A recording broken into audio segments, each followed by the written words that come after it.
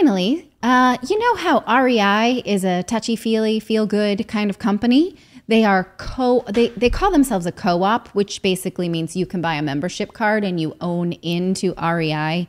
It's like $20 or something. It's not very much. We have one and it's lifetime. It's like the outdoor store. When you go there, you know, I used to like REI a lot. I would go there and I would think, oh, I really like REI. I like it. I like the aspirational feeling of being in REI. For sure. Right. I want to go plant a tree.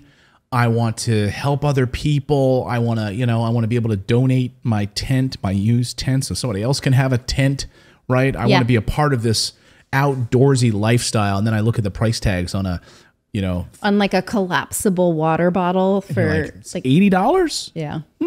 No, I don't know about that. Anyway. Well, okay. Now REI seems to be standing up against unionization of their employees. REI has over 160 stores throughout the country, and they like to say they are cooperative, right? Meaning they stand for everybody. But workers in the New York City store filed for a union election with the National Labor Relations Board, and REI is standing up exactly against that, which is just interesting because the reputation does not make this a foregone conclusion for REI, right? You think they stand for everybody, stand for nature, stand for human rights.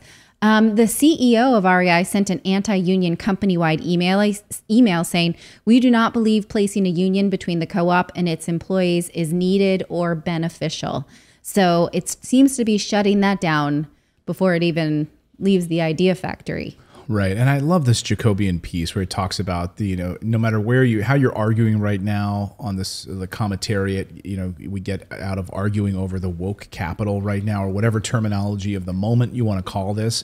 But when you have a company like REI, which purports to be woke, right, which purports to be really in touch with the earth, and we're going to make sure that communities aren't affected by our carbon footprint and everything that we do, right? We really care about the people.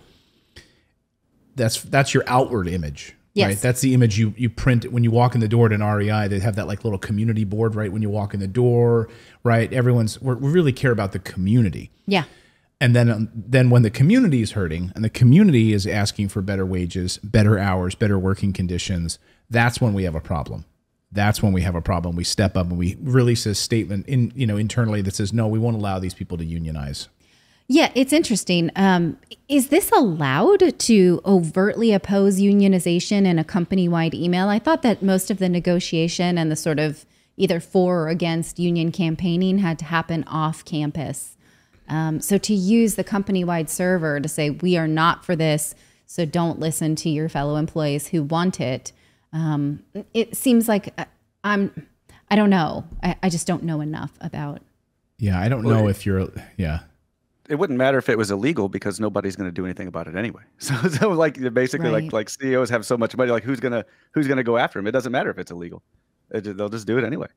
Right. I mean, we saw what happened with Amazon, right? And now the reason that they're able to actually maybe go through once again and push for unionizing down there in Alabama is because Amazon was so over the top about their propaganda, so over the top, like not allowing any pro-union members to be, organizing on the property, anything. They set up all sorts of propaganda in the bathrooms. Like when you went in the bathroom stall, there was like, here's why you shouldn't vote for a union when you're sitting there to go to the bathroom. Like, Amazon went to great lengths. So it appears under the law that they're going to be allowed to bring this vote back up again. But not do those things, which is why I was surprised that anyone would sort of do that in such an overt way, saying we don't stand for this. Do not try and unionize. We think we don't need anybody between the co-op and the employees, as if like it would be the employees versus all REI customers, right? And that's sort of the way that they're setting it up. Right. And that's not true. It would be employees being represented to employers.